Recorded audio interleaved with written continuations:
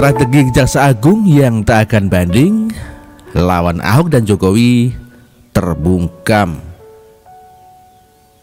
Jaksa Agung dalam pernyataannya menyatakan bahwa akan mempertimbangkan banding atau tidak berdasarkan asas manfaat, dan Ahok yang mencabut permohonan banding berarti Ahok sudah menerima vonis hakim dan telah mengakui tuduhan yang dituduhkan kepadanya selama ini, yakni penodaan agama.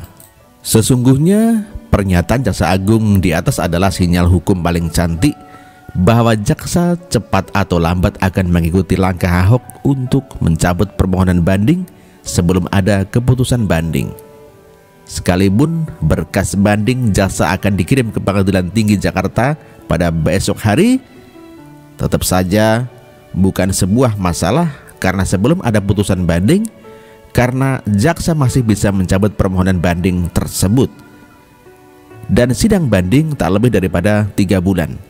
Sinyal hukum jaksa akan mencabut banding sekalipun berkas perkara akan dikirim besok adalah sebagai berikut. Jaksa Agung yang menyatakan bahwa putusan banding Ahok dilanjutkan atau dicabut akan dipertimbangkan berdasarkan pertimbangan asas kemanfaatan. Jaksa yang menjadi tolak ukur jaksa banding dalam kasus Ahok adalah harus ada manfaat yang didapat dari hasil banding jika akan mengajukan banding, misalnya karena terdakwa tetap harus melawan dengan upaya hukum banding. Berpegang pada asas kemanfaatan dan dikaitkan dengan pernyataan selanjutnya dari Jaksa Agung yang menyatakan dengan Ahok mencabut permohonan banding, Ahok telah menerima vonis itu dan mengakui tuduhan penodaan agama, maka sudah sangat terbaca jelas sinyal hukumnya bahwa jaksa tidak akan banding dalam kasus Ahok karena sudah tidak ada lagi manfaat yang akan diperoleh dari banding. Karena Ahok sudah menerima vonis hakim dan mengakui tuduhan yang dituduhkan kepada Ahok selama ini benar-benar cemerlang.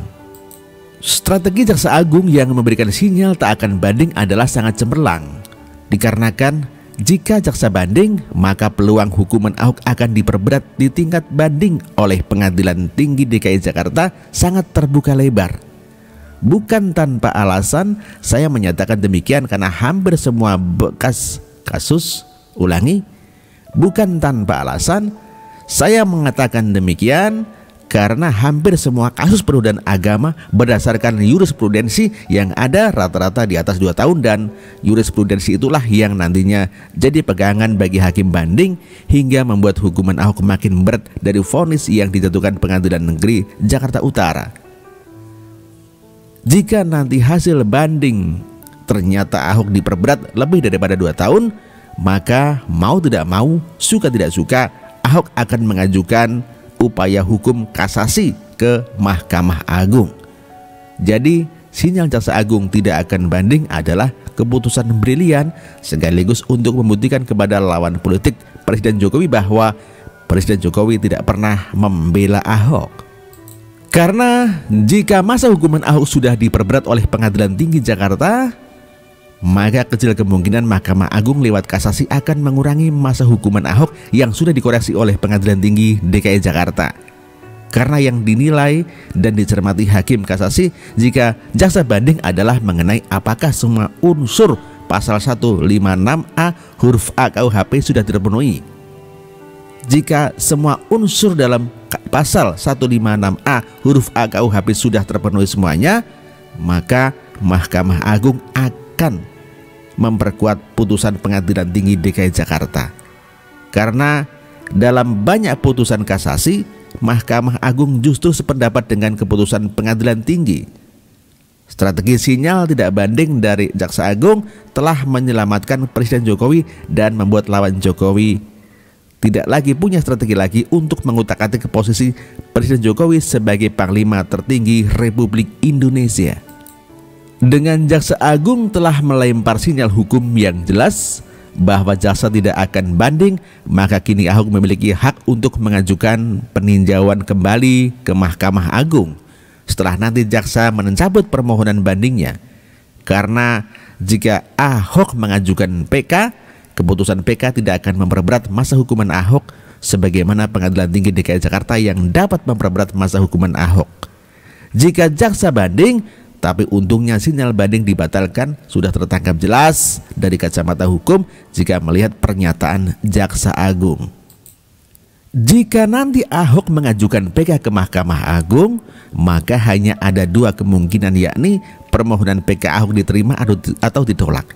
Jika permohonan PK Ahok diterima karena MK membenarkan alasan permohonan PK dalam hal ini Ahok, maka Ahok bebas atau lepas dari segala tuntutan hukum dan atau putusan PK tidak dapat menerima tuntutan penuntut umum dan atau menetapkan pidana yang lebih ringan. Tapi sebaliknya, jika permohonan PK Ahok ditolak, maka lama masa pidana yang diterima Ahok akan sesuai dengan vonis hukum Pengadilan Tinggi DKI Jakarta yang memperberat vonis Ahok dan tidak akan lebih daripada vonis yang diperberat Pengadilan Tinggi DKI Jakarta. Karena putusan PK tidak boleh melebihi pidana yang telah dijatuhkan dalam putusan semula berdasarkan pada pasal 266 ayat 3 KUHP. Ulangi, karena putusan PK tidak boleh melebihi pidana yang telah dijatuhkan dalam putusan semula berdasarkan pada pasal 266 ayat 3 KUHP.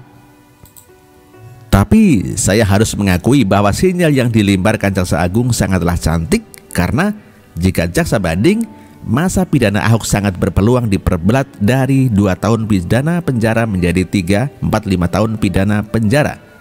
Karena hakim banding akan melihat jurisprudensi peradilan agama yang rata-rata di atas 2 tahun, maka jika Ahok melawan putusan banding Pengadilan Tinggi DKI Jakarta yang memperberat masa pidananya Ahok melalui PK, maka putusan permohonan PK Ahok, Mahkamah Agung tidak dapat lagi mengubah putusan Pengadilan Tinggi yang memperberat masa pidana Ahok. Sehingga PK Ahok akan sia-sia sudah terlanjur berat jika banding memperberat vonis yang dijatuhkan Pengadilan Negeri Jakarta Utara. Jika banding jaksa terhadap vonis hakim terhadap Ahok diperberat oleh Pengadilan Tinggi DKI Jakarta, maka banding jaksa yang akan menjadi beban berat bagi Ahok dan Jokowi. Karena Ahok akan dipenjara lebih berat dari vonis hakim Pengadilan Negeri Jakarta Utara. Maka terlalu besar penderitaan yang akan dirasakan Ahok yang tidak bersalah hingga terpaksa membuat Ahok mengajukan permohonan gerasi kepada Jokowi. Nah, pengajuan gerasi ke Jokowi inilah celah hukum yang bisa dimanfaatkan oleh lawan Jokowi untuk mulai mengganggu Jokowi lagi. Sehingga dengan jaksa tidak banding, Ahok cukup menjalani 2/3 dari masa hukuman setelah dipotong masa jumlah remisi dan tidak perlu mengajukan gerasi. Karena dengan tidak mengajukan permohonan gerasi, itu sama saja Ahok sudah menyelamatkan Jokowi dari lawan-lawan Jokowi. Tapi kini setelah menangkap sinyal hukum yang dilemparkan Jaksa Agung, maka peluang Ahok menempuh upaya hukum Ahok menempuh upaya hukum luar biasa atau PK bisa ditempuh. Terlebih lagi, salah satu syarat pengajuan PK adalah adanya kesalahan atau kekeliruan dalam mengadili Ahok yang dilakukan oleh Pengadilan Negeri Jakarta Utara. Jika hasil PK tak mengubah masa pidana Ahok diperberat sesuai dengan putusan banding, Ahok bisa mengajukan gerasi atau tidak mengajukan gerasi ke Presiden Jokowi. Tapi feeling saya, Ahok tidak akan mengajukan permohonan gerasi kepada Presiden Jokowi.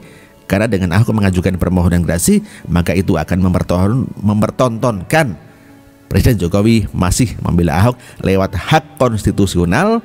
Presiden Jokowi yang dijamin Undang-Undang Dasar 1945 bisa mengabulkan gerasi bagi terdakwa jika semua upaya hukum sudah ditempuh. Feeling saya justru Ahok akan menjalani pidana penjara 2/3 dari masa hukuman setelah dipotong masa remisi. Karena dengan Ahok mengajukan permohonan gerasi kepada Pak Presiden Jokowi, maka sama saja memberi celah atau kesempatan bagi lawan politik Jokowi untuk mengganggu lagi posisi RI 1. Jadi sinyal Jaksa Agung bahwa akan mempertimbangkan asas kemanfaatan dan pernyataan Jaksa Agung bahwa Ahok telah menerima vonis hakim serta mengakui tuduhan yang dituduhkan kepadanya selama ini adalah sinyal hukum paling cantik dari Jaksa Agung untuk membungkam lawan politik Jokowi dan menyelamatkan Ahok dari ancaman diperberatnya pidana jika jaksa banding. Jadi untuk Ibu Fira Nikatan, please jangan menangis lagi. Jika Ibu Vero menangis, rakyat Indonesia yang sayang dan cinta kepada Ahok akan makin sedih dan menangis lagi. Usap air matamu Ibu Vero dan be strong. Rakyat Indonesia bersamamu. Demikian ditulis oleh Ricky Finando, Analis Hukum Siwet semester 6 Fakultas Hukum. Terima kasih. Dan untuk menghibur Anda, nikmatilah sebuah lagu Aku Bukan Raja. Nah, untuk Anda, aku Tutrojo. Semoga Anda terhibur ya.